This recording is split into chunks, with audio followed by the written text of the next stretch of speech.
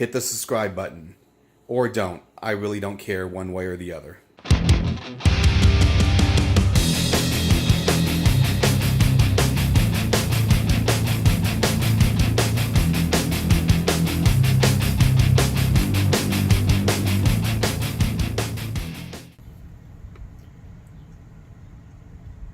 Welcome everybody to my latest video.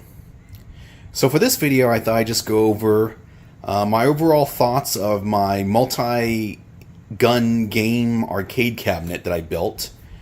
It was an idea I got after watching some videos on YouTube. A lot of trial and error, a lot of asking for help, not getting it, a little bit of asking for help and actually getting it, and the rest, like I said, trial and error. And of course, you've seen my topper. So, first things first. Is this an arcade cabinet? No, it is an arcade system, I guess. It's powered by a computer. It's probably overpowered, but I like it. Would I love to have gotten an Aliens Extermination cabinet? Taking out the insides, added all this to the inside to make it a multi-gun cabinet? Yes. Was I going to pay the outrageous price? No. So the first thing is powering it on. So as you can see, the computer is right there.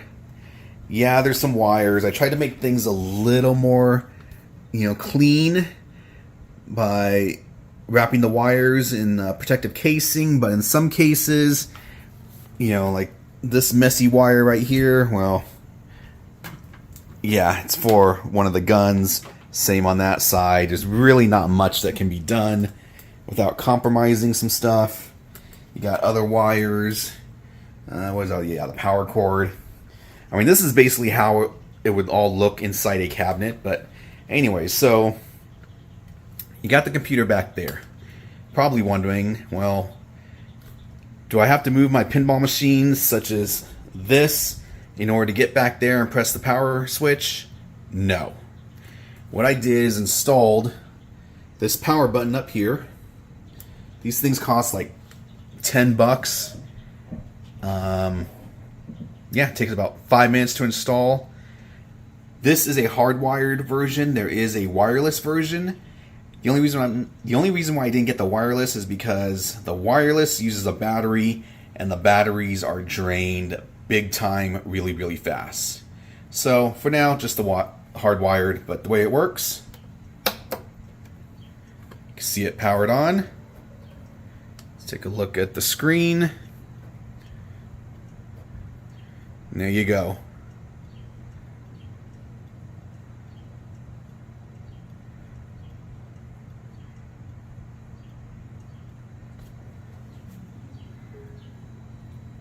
Remember the old days of waiting like a minute for your computer to start up, maybe even more? And obviously, once this powers on, it automatically goes into launch box, as well as launching our Sinden light guns, the software.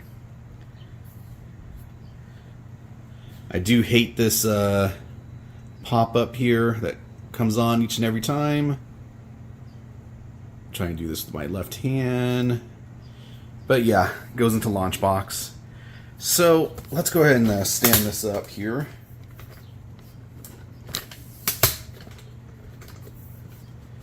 I'm still learning some things on this. There's still some games that I just cannot get to load correctly.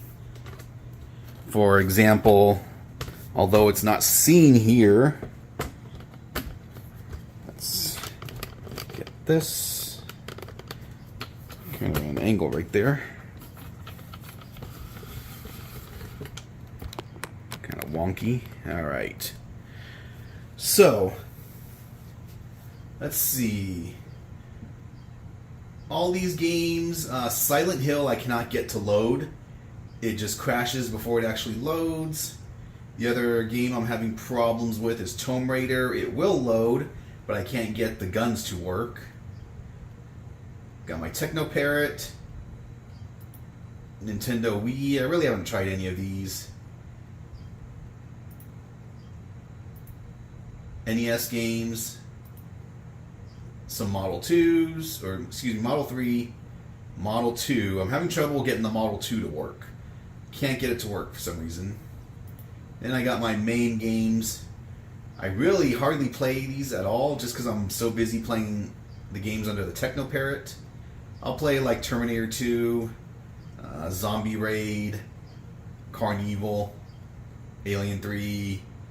That's really about it. Maybe some Dragon Gun. But for the most part, Techno Parrot. I do have some fighters on here just if I want to mess around.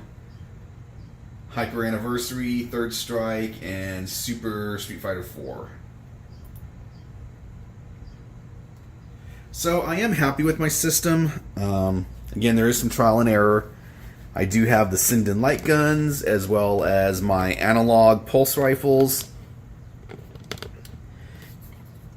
Now, are there any downsides? Well, of course, there was always downsides. The Sinden light guns, you really kind of got to have a dark area in order to properly use those.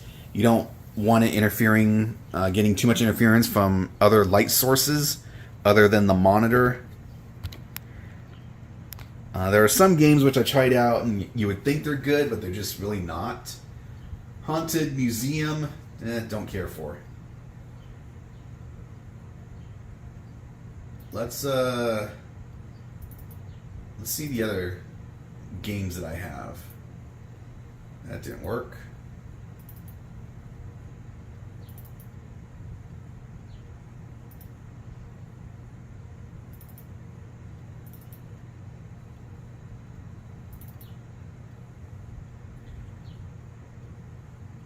So I do got all these games here.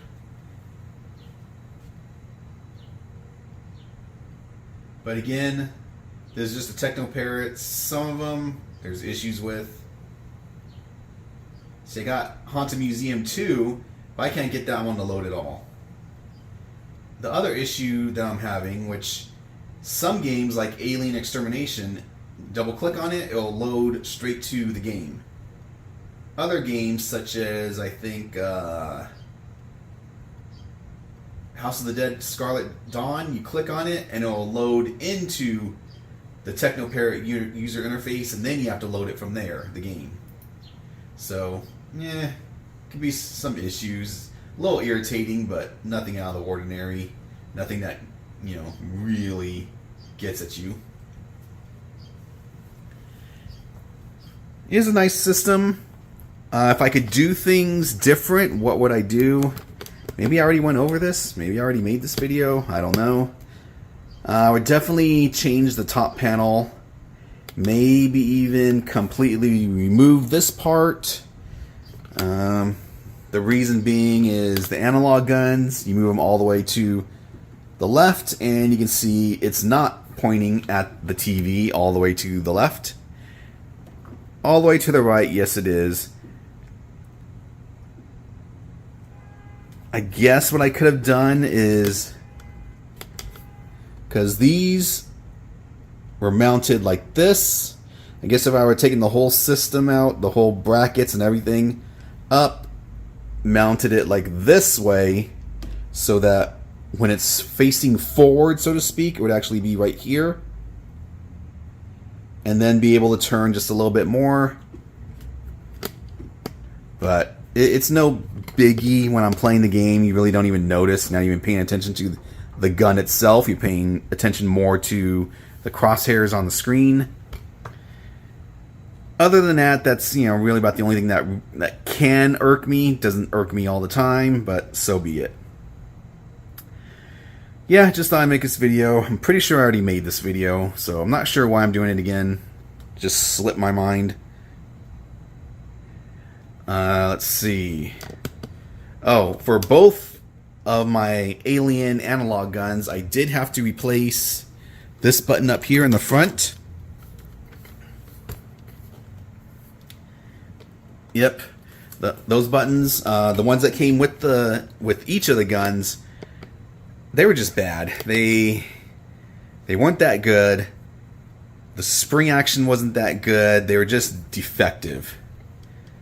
And then, let's see what else. Oh, there were some lights that weren't working correctly. When you power it up and you pull the trigger, lights are supposed to be here. I didn't want that to begin with, so I'm not even going to bother getting it to work, because why bother?